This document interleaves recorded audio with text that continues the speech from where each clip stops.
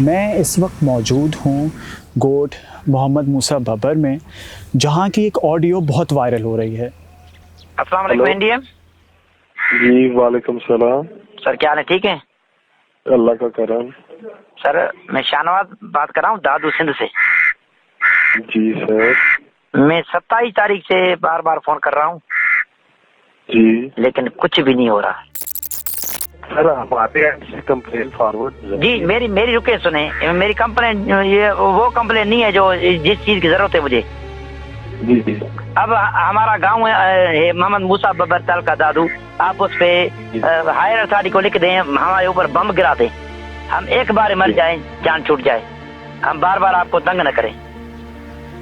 शाहनवाज भाई ये बताएं कि वो कौन से हालात थे जो आपने इतनी मजबूरी हालात में ये कहा कि हम पे बम गिरा दें, उस हवाले से बताएं थोड़ा तफसील। जी जी क्यों आपके इतने जज्बात? जी जी ये हमारे जज्बात ये हुए, हम 15 दिन से 12 हुकूमत को कंप्लेन कर रहे थे, 12 फ़ोन कर रहे थे, कोई रिस्पांस नहीं हो रहा था। ये मेरे किसान हैं, मैं बेसिकली ज़मींदार हूँ, ये अल्लाह के आसरे मेरे आसरे बैठे हुए हैं। जब मैं सुबह इनके साथ होता था शाम को अपने घर जाता, अभी मुझे आंसू आ रहे हैं। मैं सुबह वापस आता, ये मुझे बोलते थे ज़मींदार हमारे लिए कुछ मिला, हुकूमत ने टेंट दिए, हुकूमत ने राशन दिया, हुकूमत ने मॉस्किटो नेट्स दिए। मैंने कहा कुछ नहीं मिला। फिर मेरे जज्बात बेकाबू हो गए, मैंने एनडीए में वो फ़ोन की, फिर उनकी वही बात, हमने आपकी कंप्लेंट दर्ज करा दी है, डीसी आपसे रब्ता करेगा, ये रब्ता करेगा, लेकिन किसी ने रब्ता नहीं किया। मैंने उनसे यही रिक्वेस्ट किया, हमें कुछ नहीं चाहिए, ना हमें राशन दें, ना हमें मॉस्किटो नेट्स दें, ना हमारी और कोई किसी तरह मदद करे, हमारे ऊपर बम गिरा दें, हम ख़त्म हो जाएं। हम पाकिस्तान के सिटीज़न हैं, हमारा हक बनता है। शाहनवाज ने मुतअद्दिद बार पीपल्स पार्टी के इलाकाई रहनुमाओं और डिस्ट्रिक्ट ऑफिस से रब्ता करने की कोशिश की, मगर किसी ने उनकी दाद रसी ना की। MPA को तो पता है आपको, जैसे ये मौसम आ जाता है तकलीफ़ का तो वो नायाब हो जाते हैं, हमसे मिलते नहीं। जब इलेक्शन का टाइम आ जाता है तो हम उनके लिए पेश हो जाते हैं, वो हमारे लिए पेश हो जाते हैं।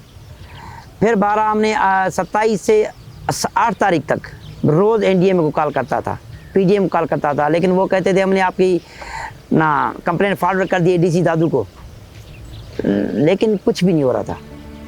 शाहनवाज ने यह भी बताया कि अब तक उनकी फसलों और उनके हारियों के मकानात को लाखों का नुकसान हुआ है।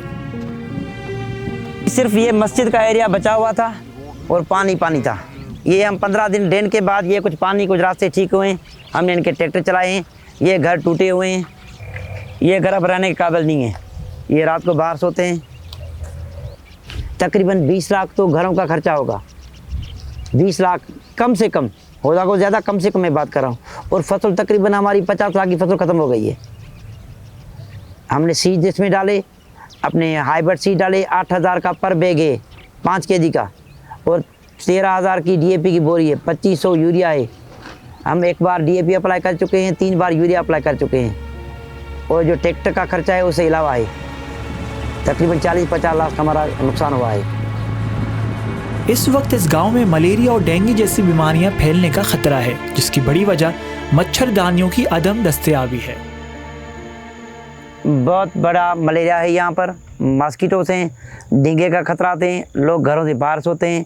अब तक हुकूमत ने हमें मॉस्किटो नेट्स तक नहीं दी।